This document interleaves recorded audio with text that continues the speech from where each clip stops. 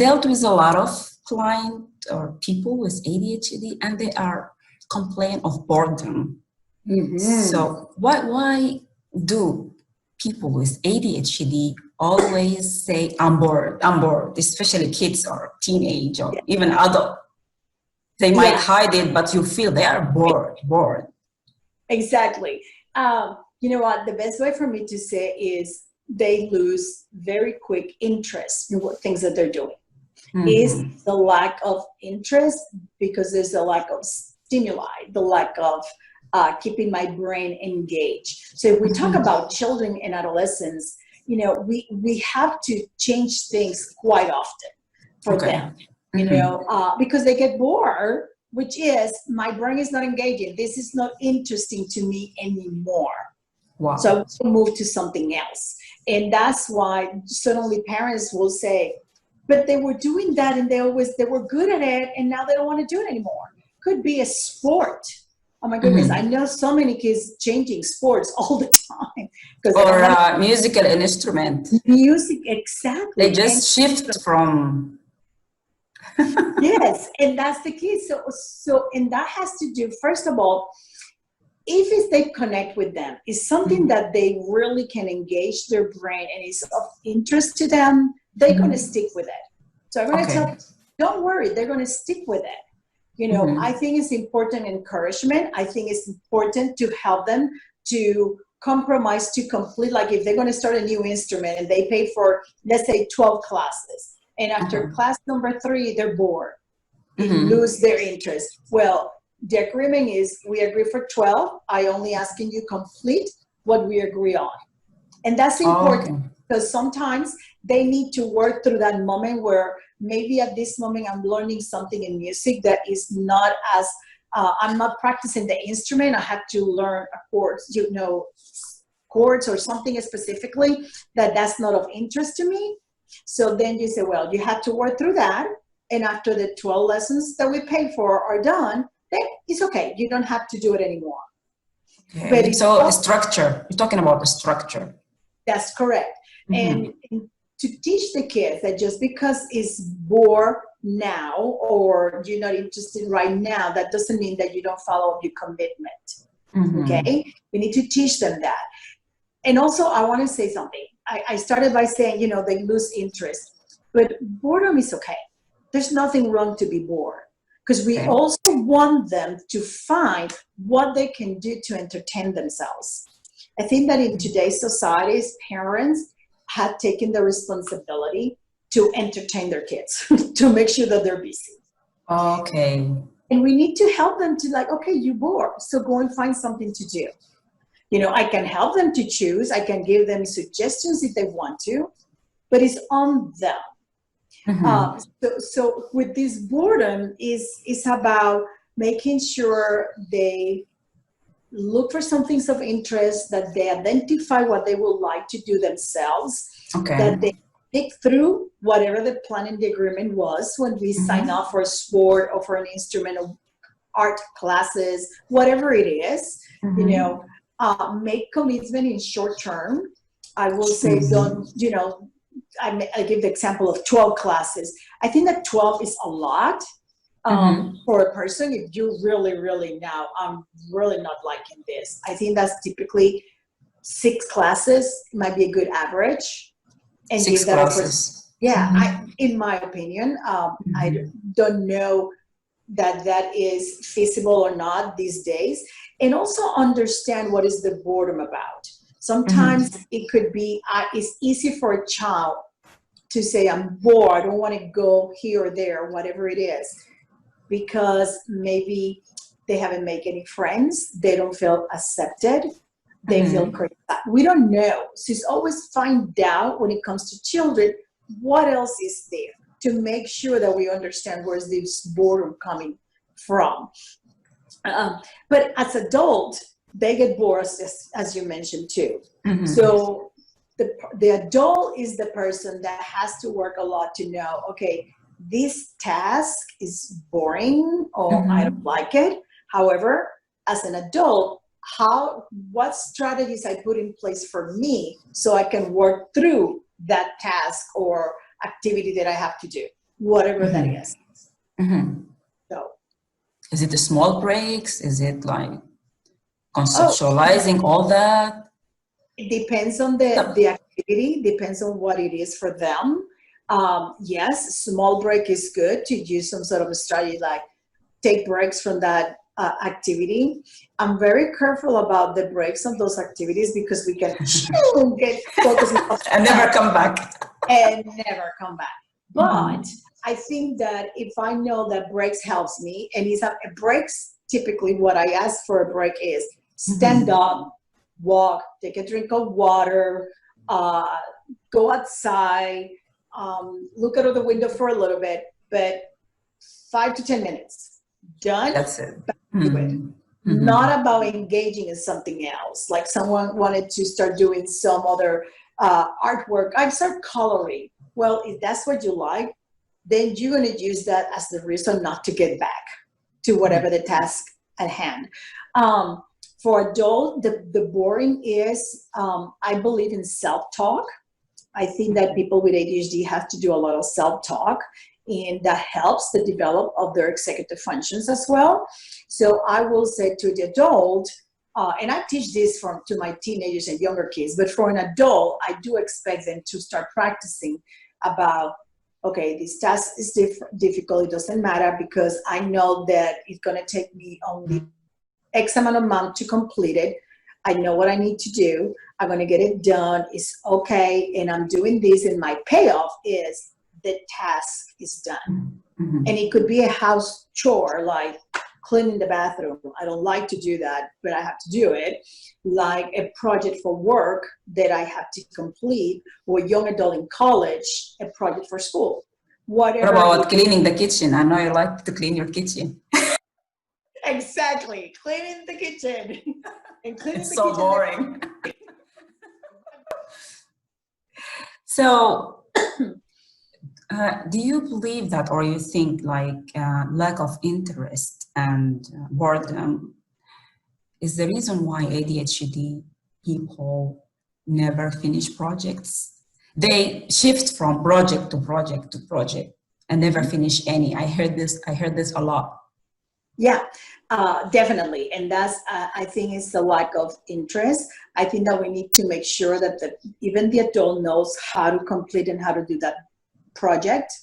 I have learned sometimes that when I work with adults who are having a lot of challenges at work, and they come to me because they are at risk of losing their job. So it's a performance issue at work. So they want to learn strategies for them because they don't complete their projects or they never finish them on time. Okay. So I think that, of course, always is going to be that interest. What keeps my brain engaged in this activity? So they understanding what is the project, what is expected of me in this project, getting clarity about the project and the task. Starting small. I think I'm going to use, I talk about work, but I'm going to use home as an example. Okay. One of the other things I hear is that people at home, they started cleaning a closet. They were very energized and the closet was half done. So everything that they took out of the closet is still on the floor a month later. They never came back to do it. So they started with the energy. They were doing well, but either they didn't estimate how long it's going to take them, or they got interrupted, and that was more interesting than the task that they were doing. So they left, and they honestly said to themselves, I finish it tomorrow. That's okay. I have time tomorrow. So people feel very comfortable and will say that. And they believe it, and they're being honest. A lot of people think they're just dishonest, they're lying, they never get back to. No, I believe them. They totally forget, and when they see it, it's at a moment that they're really doing something else, and they don't get back to it. But they don't know how to then plan. I need to re-engage my brain back to those executive functions. I need to re-engage my brain, create a planning activity so I can complete and finish this task. That's what there's projects all over the place. And if I see a couple, oh my gosh, the person without the ADHD is telling me exactly what you said. They have so many projects started. And it's true. So we follow through, and they don't understand, I have to plan for that follow through. Okay. And sometimes they need accountability or someone to help. Definitely. They need a support. They need someone. If they have never been treated for their ADHD besides medication, but never treated with a counselor or an ADHD coach, they're trying to constantly find out what to do, and they struggle with that. And then if you have what they call a type A personality partner that is constantly picking up the pieces after you and doing it or finishing, the message unconsciously for that ADHD brain is, it got done. They don't think about, it got done by my partner, it got done because I didn't finish it, it got done, whatever, it got done. All what they see is done. Okay. So they need to be helped, with that. So I think that getting the help by a professional who understand, again, ADHD and executive functioning, then they can help them to say, okay, so when you're going to do a project and you want to start on something, baby steps, and what is it that you want to accomplish at the end? I'm working right now with a very young adult, 20, and she lives by herself, and she is an artist. Well, an artist is super creative and amazing at what they do, but she's not happy with her environment because she has everything all over the place. Yes, she knows where things are, because ADHD people say, but I know where everything is in here. Yes, but even themselves, when they look at that, they feel some overwhelmness because there's a lot of stuff. And then they don't know how to get started to put it in a way that is organized. So this, do they keep it outside because they are messy or because they are visual? They want everything, they want to see everything around them. Yeah, yes, because they forget, because sometimes they have the working memory and they think, I had the best intention, I put it in this closet and I knew, even it's labeled, but I don't know, I don't see it, I don't even remember to use it again, or incorporate that. So the visual is, I think it's important to know what kind of a learner is an individual, so they also know how to fix their environment. And typically I tell everybody, you need to have white containers and labels, because you need to be able that even if you put it in a container and it looks organized, that you can look at that container and see the things. It's not to pack a container so much that you can see it, what is in there. So you want to be able to see what you put in a container, you want to label it, because that does help that individual, and you want to know, where do I have it? Why? What is it that, how come I put that item, my brushes, all in that place? Okay. They need to understand that, because they're visual, and they also need to slim down. They're very impulsive, right? So they sometimes have the same brushes 50 times for whatever the reasons. And it's like, I didn't find the first one, I buy another one. Okay. Second one, I buy another one. Then when you put them all together, okay, now I have a lot of them and I really don't need them. But they don't want to part with those. They don't want to give it up either. People with ADHD challenges discarding of things because of the fear. What if I need it later because I don't find the other? And those are the things that you work with an ADHD coach. I think it's different that to work with that a counselor necessarily, but an ADHD coach can help a lot in that area as well. Okay, so I get this question a lot from people surrounding people who have ADHD. They ask why people with ADHD talk too much. They are talkative. Because we like to. They like to. Yeah. No, ADHD people process things out loud. Okay. I think it's a good thing for them to talk. and typically people get confused because it's like, even I see it in any of my sessions. I always say that the first 10 minutes of any of my sessions is the 10 minutes for the client to process everything in their head. And they're processing it out loud. And they're telling me about their day, what's going on, their challenge they're having. And they're just going from one topic to another and to another. And I just let them talk, because they need to process things, to organize their own thoughts. Okay. And when they do that, then it's like, okay, now I heard myself. This is what I want to discuss. This is what I want to talk about. They get clarity. So I think it is important for people to know that ADHD people talks out loud a lot. Let them talk. Let them get it out the first few minutes, and then they will engage. I think the problem is that they said, we're talking about the sky, and they walked in and they started talking about the pavement where the cars drive by, and they will connect you to stories. But the person who's listening is like, what does the car? And eventually they were getting it to, and I look up and I look at the moon and I saw the sky. But they started with the pavement because they go through the whole story. Okay.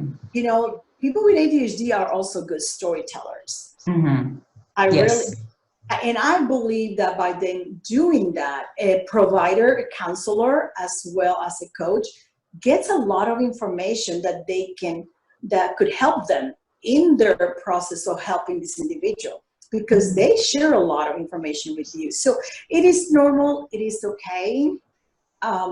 If it's about not interpreting social cues at times, that's different, and that would be a different conversation to have.